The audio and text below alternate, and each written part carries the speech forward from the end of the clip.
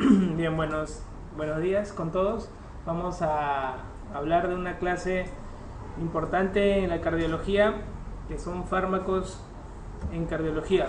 Es importante de que recuerden cada concepto teórico que vamos a mencionar para que puedan aplicar en cada enfermedad que se va a desarrollar. Vamos a empezar entonces con algunas descripciones de los grupos de fármacos. En cardiología, si ustedes quieren estudiar un poco la cantidad de fármacos que existen, van a encontrar ustedes que se puede clasificar la cantidad de fármacos según entidades. Por ejemplo, ustedes van a estudiar primero la insuficiencia coronaria, de ahí van a estudiar la insuficiencia cardíaca, la hipertensión, las arritmias, las valvulopatías, las cardiopatías congénitas y luego unas clases de misceláneas. Todas esas clases importa que ustedes recuerden de que van a agrupar fármacos, en este caso fármacos que van a ser divididos en estos grupos que les voy a plantear. Primero vamos a hablar de los antianginosos. El corazón normalmente tiende a trabajar con un balance de oferta y demanda. ¿Cuánto le doy de oxígeno y cuánto consume el músculo cardíaco? Pues entre el juego de ambas tiene que ver mucho estos fármacos antianginosos. De los fármacos antianginosos que siempre les van a preguntar cuando hablemos de angina, en lo que es insuficiencia coronaria, ustedes van a entenderlo mejor, pero de los fármacos en general, antianginosos, hay que recordar de que los nitratos son un grupo muy importante de antianginosos. Los nitratos trabajan, recuerden, en la vasodilatación venosa, coronaria y arterial, y van a ayudar a que haya una cantidad de sangre tal, o sea, aumentando la perfusión cardíaca y disminuyendo la cantidad de trabajo al corazón, porque va a haber una venodilatación periférica en algún porcentaje. Vamos a observar que los beta bloqueantes trabajan como antianginosos haciendo descansar al corazón. Prácticamente bloquean, tú sabes que los receptores que hacen trabajar al corazón son los receptores beta 1, los receptores beta 2, pero sobre todo los beta 1, y vas a observar tú que estos bloqueantes de estos receptores beta van a disminuir las funciones de automatismo del corazón, las funciones de frecuencia, las funciones de inotropismo, las que han visto ustedes en las propiedades en la clase inicial. Los beta bloqueantes disminuyen así el inotropismo y la frecuencia, que son las dos cosas que más van a influenciar en que un corazón descanse.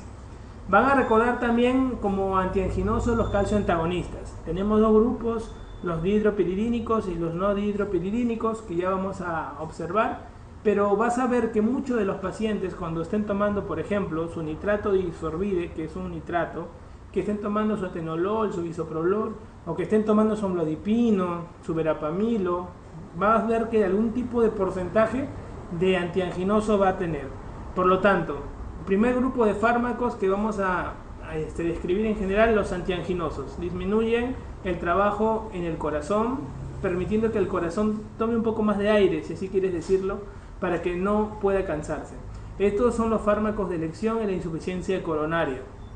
Luego tenemos la otra entidad importante, que es la insuficiencia cardíaca, que conlleva la gran cantidad de fármacos que existen en cardiología, y las investigaciones básicamente van trabajando en ello. Tenemos dividido en tres grupos. El primer grupo, los diuréticos. En general, los diuréticos son fármacos que no han demostrado aumentar la sobrevida en la insuficiencia cardíaca, excepto la espironolactona. Luego tenemos los vasodilatadores como los IECAs, que se tienen que usar en la insuficiencia cardíaca a pesar que el paciente no tenga hipertensión arterial, porque van a inhibir la remodelación miocárdica.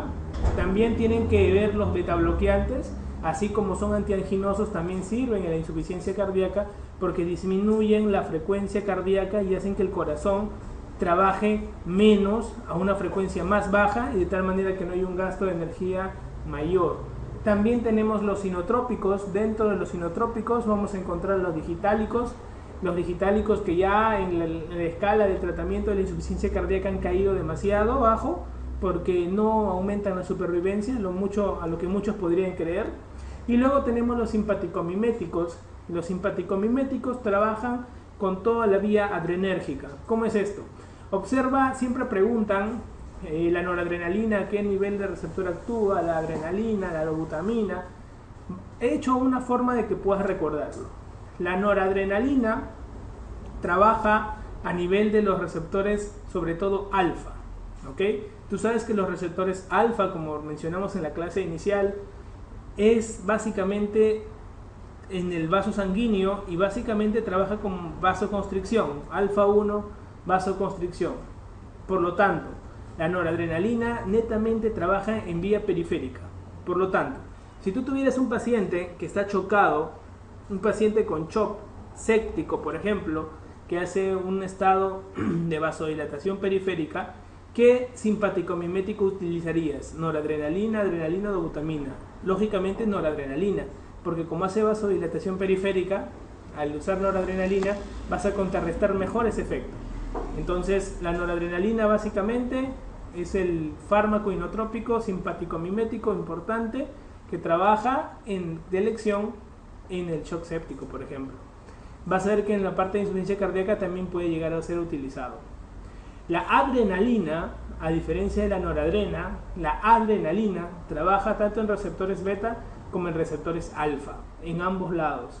Por lo tanto, la adrenalina tiene un mayor efecto en el corazón que la noradrenalina, porque tiene receptores beta, acuérdate de beta de Bobby del corazón. Entonces la adrenalina tiene afectación en los dos tipos de receptores. En cambio la dobutamina, acuérdate que va sobre todo los beta 1, la dobutamina es un fármaco importante que ha disminuido la sobrevida, ha aumentado la sobrevida en los pacientes y sobre todo trabaja sobre los receptores beta 1. Ahí te señalo la B grande, bien sombreadita, para que te acuerdes beta 1, la dobutamina.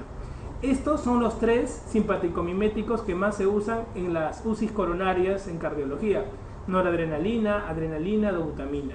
La noradrenalina en ampollas de 4 miligramos, la adrenalina de 1 miligramo en 1 mililitro y la dobutamina en ampollas que vienen de 250 miligramos. Tú, según la concentración, vas a hacer la infusión.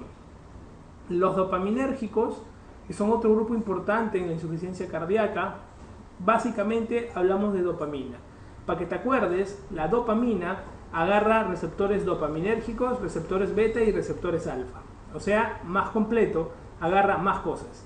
La dopamina va a ser importante también en el manejo de la insuficiencia cardíaca cuando el paciente está descompensado, estando en un proceso de shock.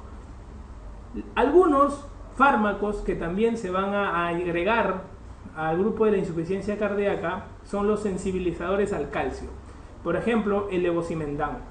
El levosimendan no quiere decir que mete más calcio al miocito, sino que tiene una sensibilización mayor y que hace que el calcio tenga un mayor participación. Es como que sensibiliza tanto al trabajo de la troponina, de la actina, de la tropomiosina y la miosina.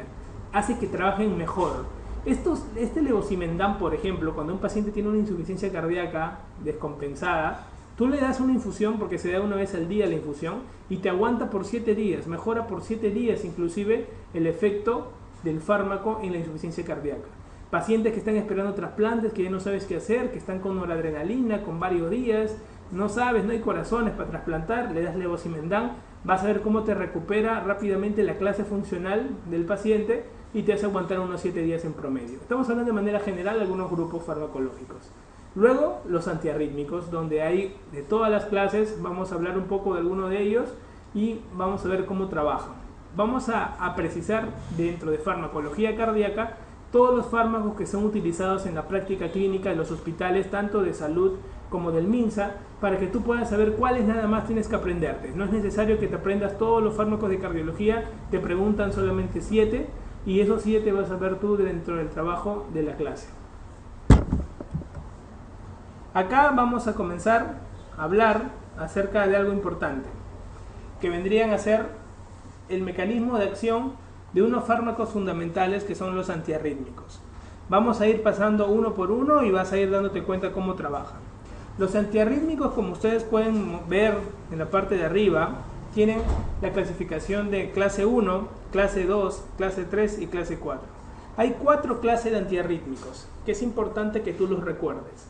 De todos estos antiarrítmicos, ¿quiénes son verdaderamente, puramente antiarrítmicos? Los de clase 1 y los de clase 3. Los de clase 2 y clase 4 vas a ver que son otros tipos de fármacos que también tienen algún trabajo antiarrítmico. Dentro de la clase 1 y la clase 3, ¿cuál es el antiarrítmico más usado de todos los antiarrítmicos? Los de la clase 3. En la clase 3 está un antiarrítmico que es el amigo de todos. ¿Cuál es? La amiodarona. La amiodarona pertenece al grupo 3 y es el antiarrítmico más usado en cardiología clínica. Por lo tanto, ¿cómo trabajan cada uno de estos antiarrítmicos en este potencial de acción, que es el gráfico que tú ya reconoces en la clase 1? Los antiarrítmicos de clase 1 y los de clase 1B y los de clase 1C trabajan básicamente en la fase 0 de la despolarización, o sea, trabajan a nivel del sodio. Por lo tanto, van a disminuir la fase 0, van a hacer de que se alargue más la despolarización cardíaca. Estos antiarrítmicos de la clase 1 trabajan con el sodio, por lo tanto hay que recordar algunos nombres en algunos de ellos. Quiero que te aprendas que los antiarrítmicos de la clase 1A, por ejemplo, está la quinidina. Acuérdate de ello, hay 3, pero acuérdate de la quinidina. Los de la clase 1B está metida la silocaína. La silocaína, vas a ver que eso te van a preguntar, como vino en residencia, cuál es el antiarrítmico que permite disminuir la tasa de extrasístoles ventriculares en infartos agudos de miocardio recientes. La silocaína. La silocaína ayuda a prevenir las taquicardias ventriculares y también las trata. Por lo tanto, la silocaína que tú usas ahí para infiltrar a los pacientes, que a veces te pasas de la mano y te le metes 3, 4 frascos en una herida chiquita porque se quejan mucho, le estás dando la potencialidad de ¿qué? De frenar algunas taquicardias ventriculares y en algunos casos iniciar focos ectópicos y el paciente termina muriéndose por un corte en la ceja. Entonces tienes que saber cómo usarlo. Los de la clase 1C, acuérdate este nombre, propafenona. Propafenona. ¿Ok? Entonces, los de la clase 1, te vas a acordar, 1A, quinidina, 1B, silocaína, fenitoína también está en el 1B, y 1C, propafenona. Esos son los que tienes que recordar de la clase 1 que trabajan a nivel de la fase 0 del sodio. Puntual nada más, no te van a preguntar otra cosa más. La fase 0 disminuye la excitabilidad cardíaca. Si te preguntan la silocaína, que ha sido el más preguntado de estos 3, es básicamente disminuir la excitabilidad cardíaca, por lo que va a disminuir la capacidad de originar extrasístoles ventriculares. Los del grupo 2 son grupos que, por ejemplo, no necesariamente son antiarrítmicos de origen. Por ejemplo, están los betabloqueantes, por ejemplo, está la digoxina. Son 2 fármacos que van a trabajar disminuyendo las arritmias que se puedan originar, tanto los betabloqueantes como la digoxina.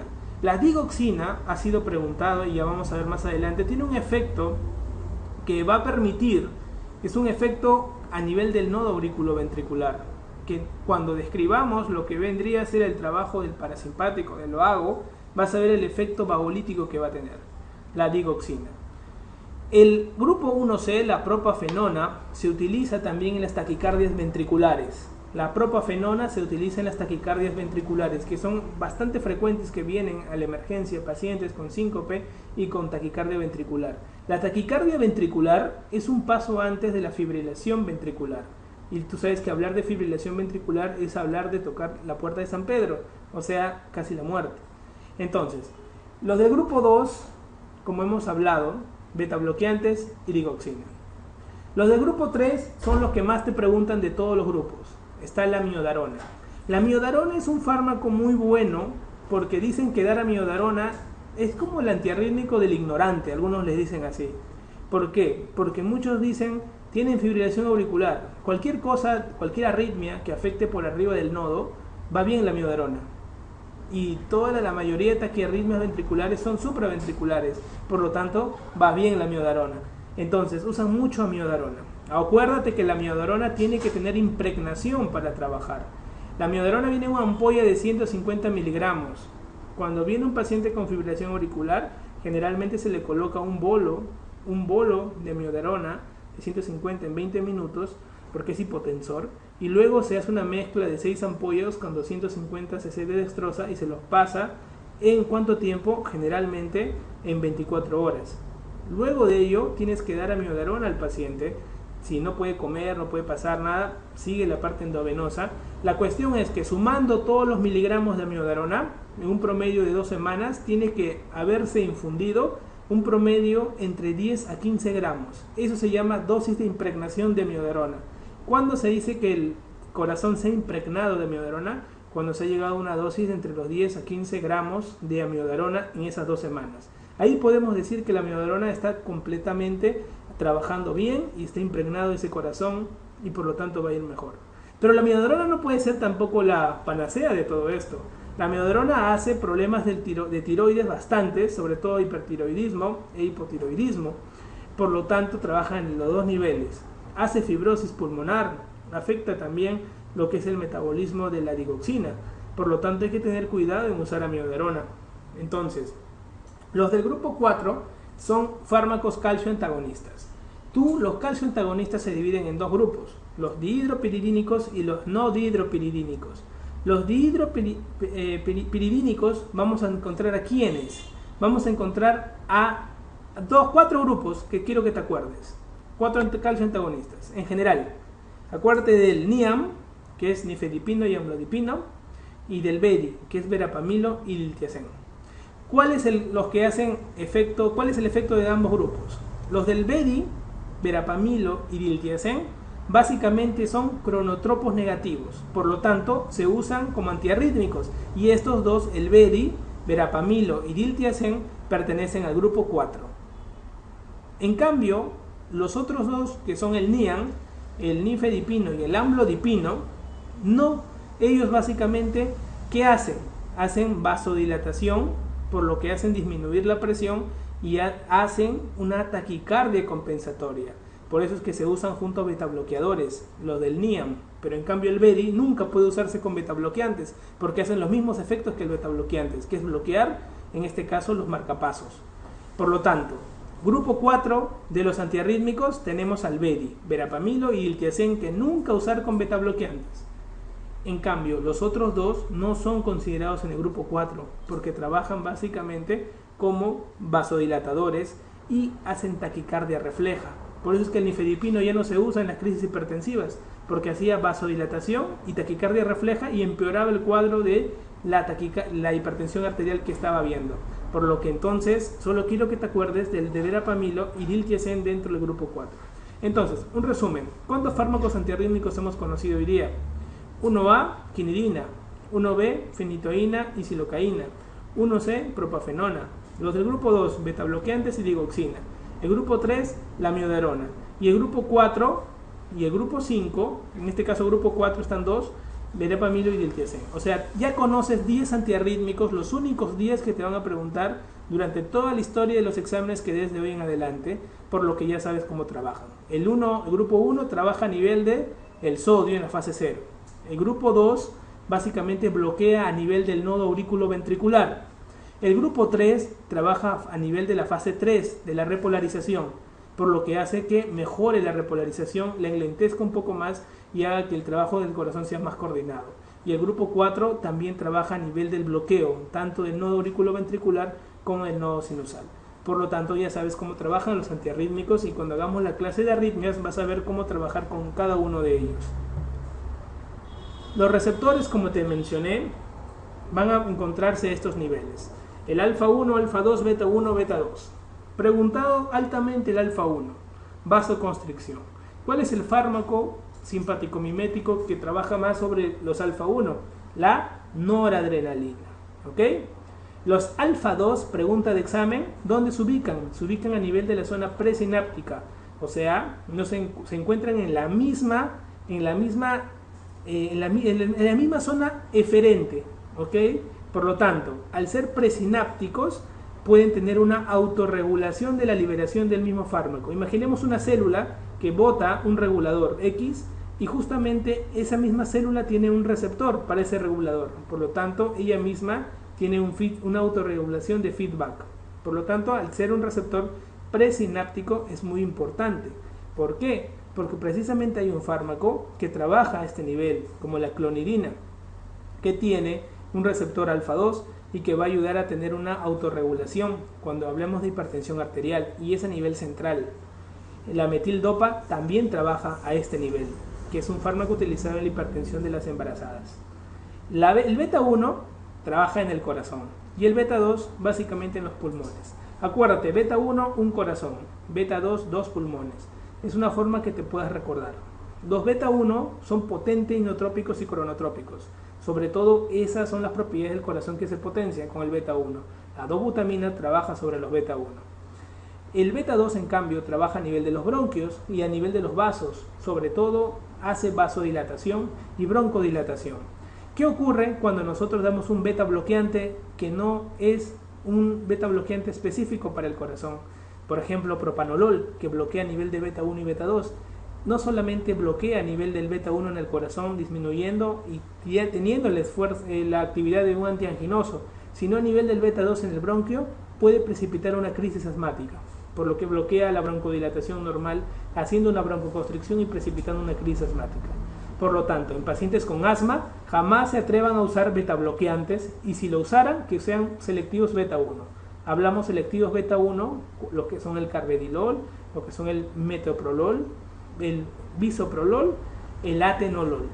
Pero cuando hablemos de un beta 2, básicamente el propanolol, que bloquea los dos niveles. Hay que tener cuidado en usar propanolol en los pacientes. Una pregunta. Una de las siguientes afirmaciones sobre los receptores adrenérgicos es incorrecta. ¿Qué decimos? ¿En el corazón predominan los receptores beta 1? Sí. ¿Los receptores tipo beta 2 tienen una acción vasoconstrictora? Falso. Dijimos que los beta 2 son vasodilatadora. Por lo tanto, esa sería la clave incorrecta.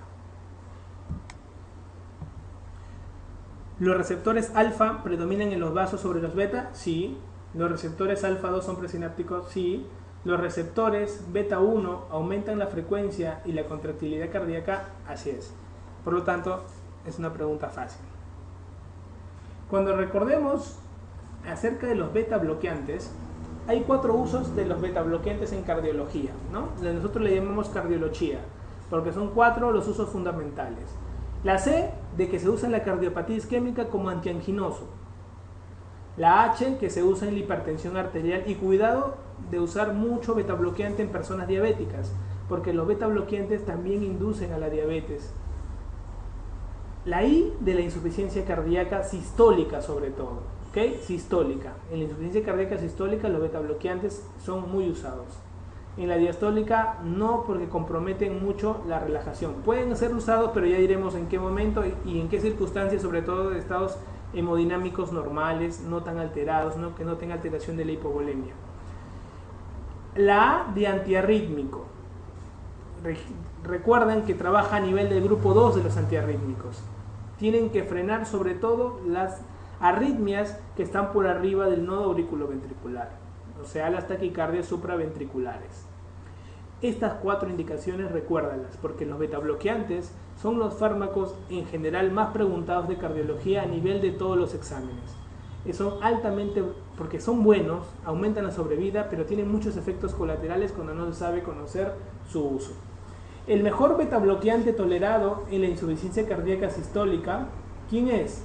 El carvedilol. El carvedilol es el mejor beta bloqueante tolerado en la insuficiencia cardíaca sistólica. Debido a una disminución de la fracción de eyección, trabajan bien, pero sobre todo el carvedilol tiene un efecto característico, que es un bloqueador alfa y bloqueador beta a la vez. El carvedilol bloquea alfa y beta a la vez. Por lo tanto, el carvedilol al bloquear alfa 1 hace vasodilatación periférica, y al bloquear beta 1 hace un beta bloqueo cardíaco específico del corazón.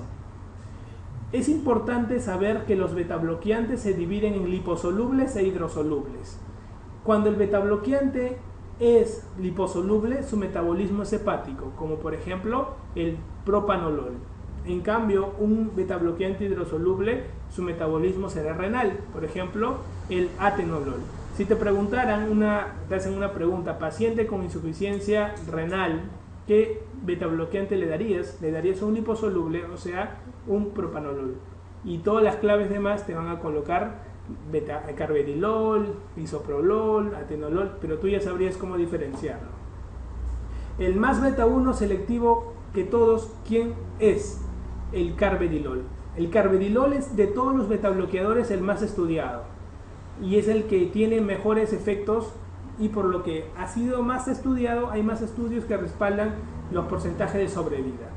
Nunca usar los beta bloqueantes, nunca usarlos con el beri, con el verapamilo o el liltiazem.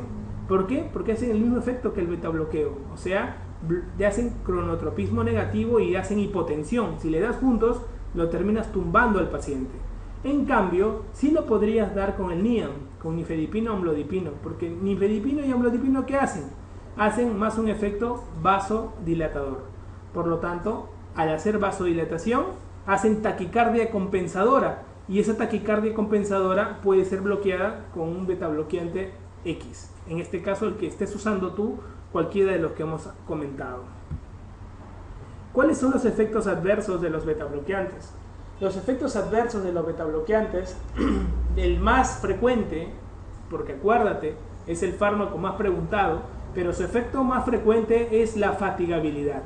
Y esto quiero que lo recuerdes, porque el paciente con insuficiencia cardíaca tiene fatigabilidad por la enfermedad, pero tú de repente le das mucha dosis de atenolol de inicio. Siempre los beta bloqueantes inician con dosis cortas y luego se va aumentando. Y de repente ves que tiene mucha fatigabilidad. Es probable que le estés dando mucha dosis y tienes que disminuir la dosis al mínimo de lo que estés dando, en este caso, cualquiera de los beta bloqueantes. Pueden hacer broncoespasmo, pueden hacer empeoramiento de los síntomas de arteriopatía periférica. Acuérdate que el beta 2 hace vasodilatación, y si tú das un beta bloqueante no selectivo, vas a bloquear los beta 2, empeorando los problemas de arteriopatía periférica. Pueden hacer empeoramiento de la insuficiencia cardíaca congestiva. Nunca des un beta bloqueante de inicio a un paciente con insuficiencia cardíaca congestiva. ¿Por qué? Porque el paciente con insuficiencia cardíaca congestiva está con taquicardia que compensa, con 90, 100 de frecuencia cardíaca. Y tú al darle beta bloqueo lo tumbas a 60 de frecuencia cardíaca. ¿Y qué ocurre? El paciente ve que se descompensa totalmente. No llega oxígeno al cuerpo, comienza una hiperlactacidemia y empeoras aún más el cuadro, haciendo un edema agudo de pulmón muchas veces. Por lo que acuérdate, darlo en insuficiencia cardíaca cuando el paciente tiene una adecuada presión y no está descompensado. Puede dar hiperlipidemia, por lo tanto recuérdalo. Aparte, puede atenuar los síntomas de la hipoglicemia. Tú acuérdate, cuando la glucosa baja, hay un síntomas adrenérgicos que salen que te permiten darte cuenta de que el paciente tiene hipoglicemia. Si tú le das beta bloqueantes, vas a bloquear esos síntomas adrenérgicos y por lo tanto no te vas a dar cuenta de los síntomas de la hipoglicemia. Puede dar pesadillas y sobre todo depresión. ¿Por qué? Porque los más liposolubles tienden a tener problemas, en este caso cuando el paciente duerme, porque las pesadillas se asocian mucho al beta bloqueo. Pregunta: uno de los siguientes beta bloqueantes bloquea además los receptores alfa 1. ¿Cuál es? El carvedilol, el más estudiado de todos los beta bloqueantes. Ahí te presento los 5 más preguntados de los beta bloqueantes. Pero el carvedilol es la madre de todo este grupo. Uno de los siguientes no es efecto secundario de los beta bloqueantes. ¿Cuál de todos? Hemos dicho que la vasoconstricción lo es, el broncoespasmo lo es, la depresión y las pesadillas lo son. Pero no hablamos de que el temblor sea un efecto de los beta bloqueantes. Por lo tanto, la clave será temblor. Los beta bloqueantes no están indicados ¿en quiénes no están indicados los beta bloqueantes? En pacientes, ¿qué tipo? Básicamente, si tú ves ahí, los 5 cuadros son de insuficiencia coronaria, los 5. Ves angina por todos lados e infarto. Pero hay un tratamiento en un tipo de angina que no se da beta bloqueante, se da calcio antagonista, la angina de Prince Metal. En ellos el tratamiento es calcio antagonista. Por lo tanto, ya lo debes tener presente. Ahora, recuerda, en la angina de Prince Metal, el tratamiento es calcio antagonista. En el resto de los antianginosos, en general, de elección, los antianginosos son los beta bloqueantes. Pregunta de examen: enfrentas un nitrato y un beta bloqueante. ¿Quién es mejor antianginoso? El beta bloqueante. Pero ¿quién te puede salvar la angina de un momento a otro, rapidito, quitándote los síntomas? Los nitratos. ¿Ok? ¿Quién es mejor antianginoso a la larga? El beta bloqueante. ¿Quién te quita inmediatamente los síntomas de la angina? Los nitratos. La digoxina. La digoxina es otro fármaco que hemos visto en nuestra clasificación del inicio, que nos va a servir mucho en la insuficiencia cardíaca, pero cuando la insuficiencia cardíaca sobre todo tiene o no fibrilación auricular. Ustedes saben que los pacientes con insuficiencia cardíaca y fibrilación auricular su presentación en común es muy frecuente. Por lo tanto hay que saber cuándo usarlo. Las funciones de la digoxina son dos. La primera función es que bloquea a nivel de la bomba sodio-potasio ATPasa, haciendo de que haya una bomba paralela que es sodio-calcio, y al bloquear la bomba sodio-potasio ATPasa ya no se va a poder eliminar el sodio. Por lo tanto el sodio va a buscar otra bomba alternativa para eliminarse, y justamente usa la bomba de sodio-calcio. Al eliminarse ahora sodio, ingresará calcio, mejorando el calcio intracelular y aumentando la contractilidad. Primera función. Segunda función, estimulan al parasimpático.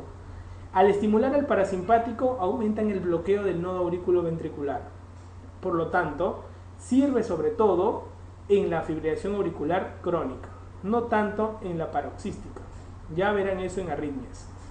Por lo tanto, en general, cuando te pregunten en una ronda cuándo debes usar la digoxina, tienes que decir que se puede usar en la insuficiencia cardíaca con fibrilación auricular. Ahora, no es necesario que ambas coexistan, pero lo ideal es que trabajen las dos.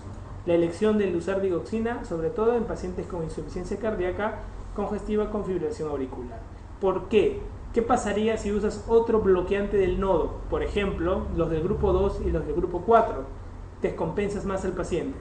En cambio, la digoxina va bien, porque bloquea a nivel del nodo, su segunda función, y mejora el inotropismo, que es la primera función. O sea, permite las dos funciones y hace que el paciente vaya mejor. Por eso la función de la digoxina.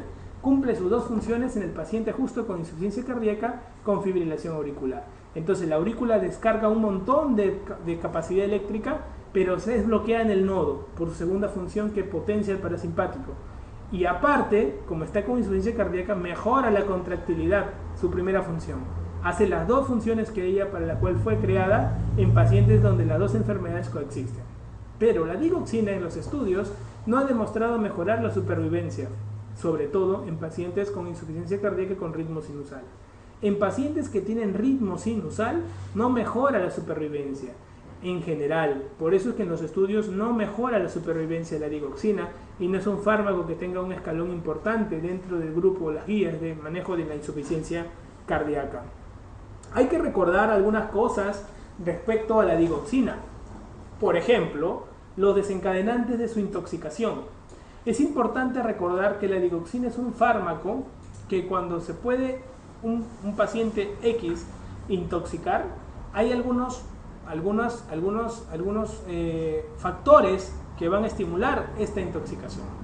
Por ejemplo, ¿cuáles son esos factores que van a estimular la intoxicación? Uno importantísimo es la insuficiencia renal, porque la digoxina se elimina por el riñón y al tener insuficiencia renal se queda más tiempo la digoxina, por lo tanto hace intoxicación. Otro importante es la hipopotasemia. Te la he subrayado. ¿Por qué motivo? Muchas veces van a ver que pacientes con insuficiencia cardíaca usan furosemida. La furosemida va a hacer que se desencharque el paciente, pero a la vez la furosemida barre el potasio. Al barrer el potasio disminuye, y al disminuir hace que la digoxina tenga más tiempo prendido del receptor que está bloqueando. Por lo tanto, aumenta su intoxicación. Hipopotasemia. La hipercalcemia también aumenta la intoxicación. La hipomagnesemia también. Y el hipotiroidismo también. Casi todo es hipo, menos la parte de la hipercalcemia. Es importante que recuerden en este grupo algunos fármacos que pueden estimular básicamente lo que vendría a ser el trabajo de la digoxina, o sea, en estado de intoxicación. Para ello hay una mnemotecnia. Quiero ver a mi amigo Eri, porfa, para que te acuerdes. Quinidina, verapamilo, amiodarona, eritromicina y propafenona. Si yo te pregunto a ti, ¿cuál de todos estos 5 que te he mencionado no es antiarrítmico? ¿Cuál sería? El eritro, porque es antibiótico. Y te preguntaría los grupos de cada uno, tú ya me puedes responder con facilidad, porque esos son los fármacos antiarrítmicos que más preguntan en los exámenes. No hay que estudiar más. Con eso es suficiente para poder desarrollar bien la prueba y sobre todo son los más usados, por ello te lo pregunto. Ahora, la digoxina va a tener algunos efectos que se va a presentar. Por ejemplo, un efecto frecuente de su uso, ¿cuál es?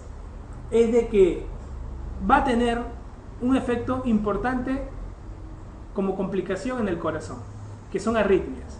La arritmia más frecuente son las extrasístoles ventriculares.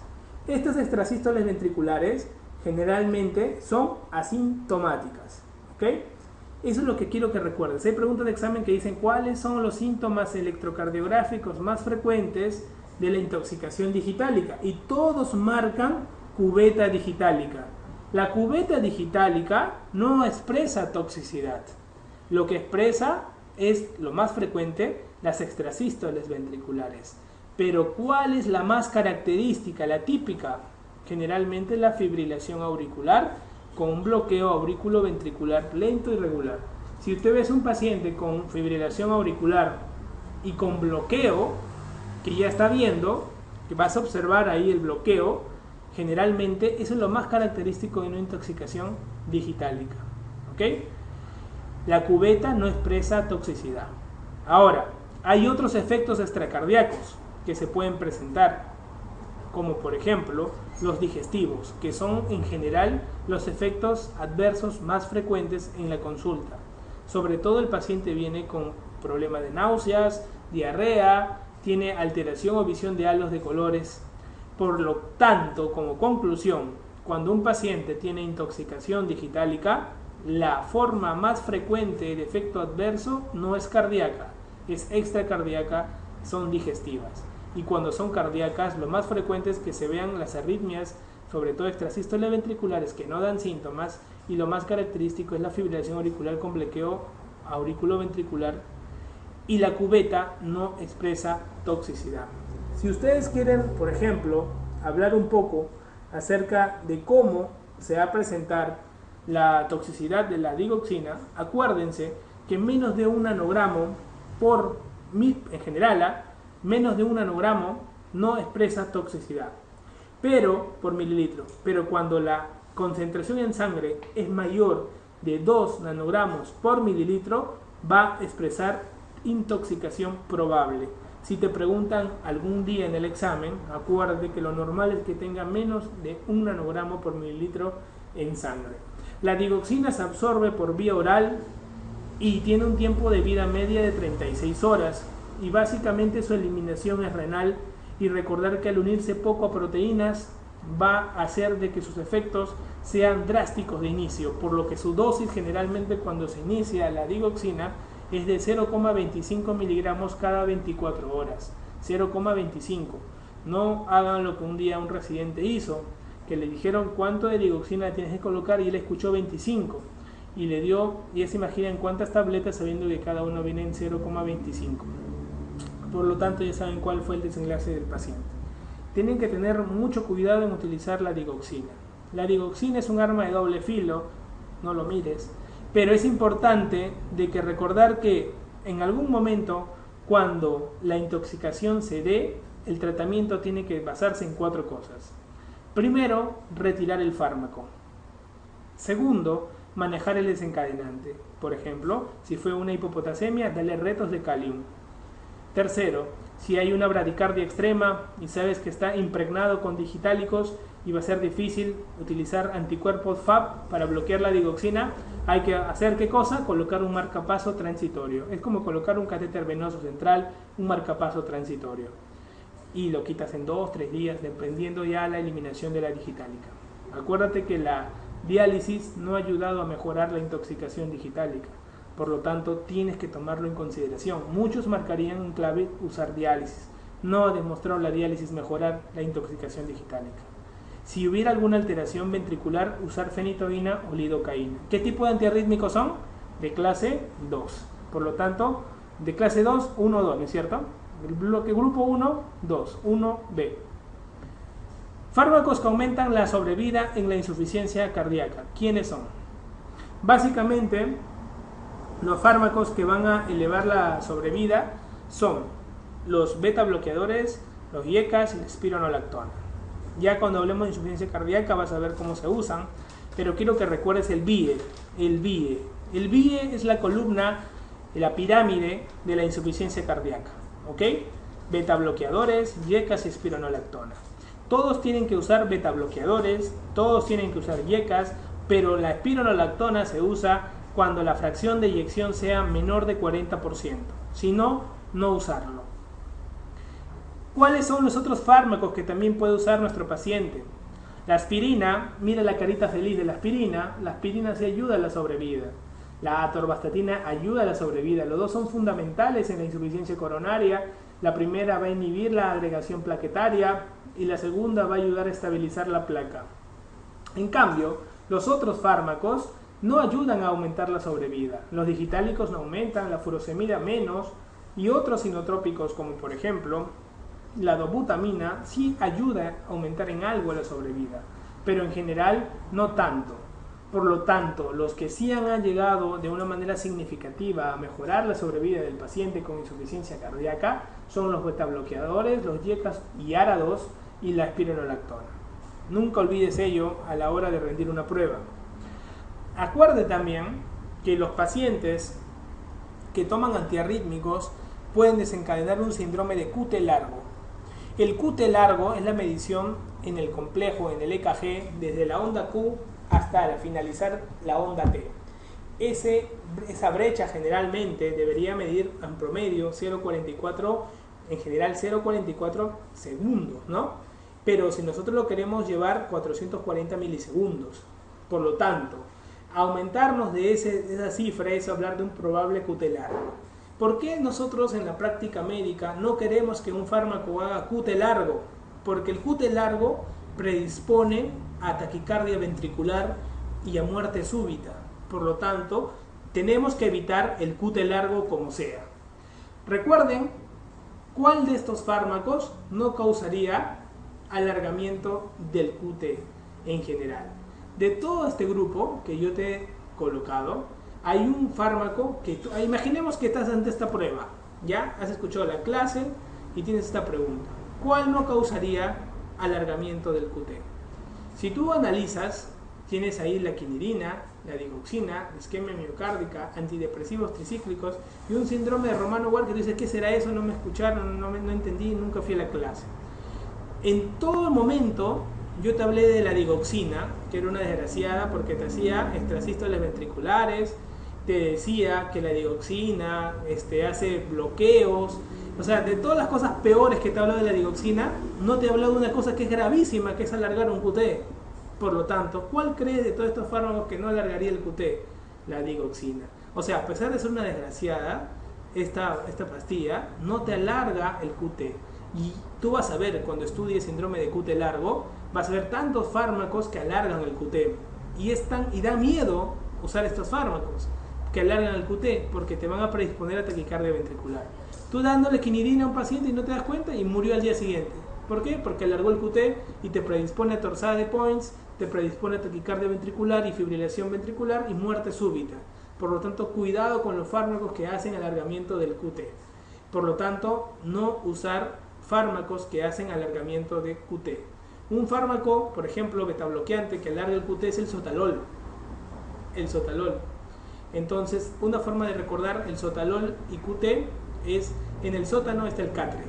¿Por qué? Porque quiere decir que el QT está con el sotalol. Porque de todos los betabloqueantes, el más maldito de todos los betabloqueantes que te pueden matar de manera súbita es el sotalol, porque te alarga el QT.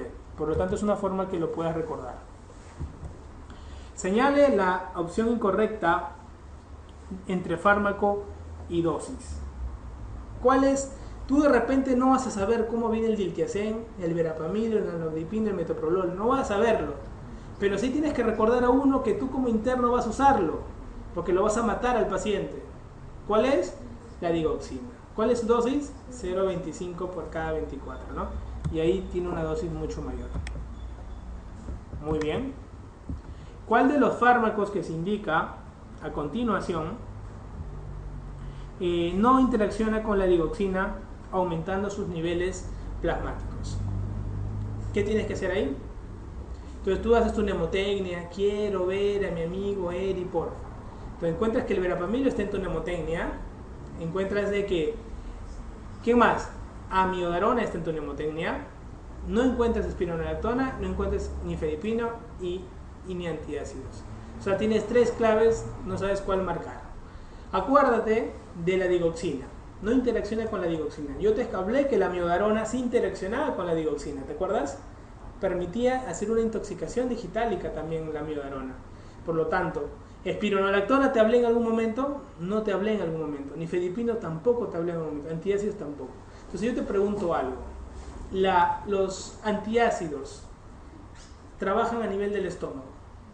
La digoxina tiene una absorción por vía oral adecuada, independientemente de usar ácidos o antiácidos. Por lo tanto, es una pregunta dirigida, porque es una pregunta para darse cuenta.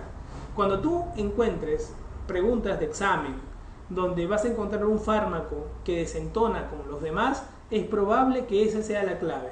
Es una técnica de estrategia de examen. Si tú encuentras 4 fármacos parecidos y uno no tiene nada que ver, échale mucha atención a ese uno que no tiene nada que ver, porque probablemente no tenga nada que ver. Entonces no hay que pensar mucho. Los antiácidos no interaccionan con la digoxina aumentando sus niveles plasmáticos. Nada que ver. ¿Ok? Entonces tú tienes que recordar, no interaccionan, piensa en todos los demás. Todos de alguna forma pueden interaccionar con la digoxina, porque es un fármaco tan usado y a la vez tan metiche, pero los antiácidos no tienen nada que ver en ese cuadro. Por lo tanto, es una forma de pregunta. Mira, un chico que no sabía medicina pudo haber respondido esta pregunta con esa lógica. Y eso es lo que nosotros queremos, que uses estrategias ante preguntas, a pesar de que tengas mnemotecnia y tengas todas las estrategias.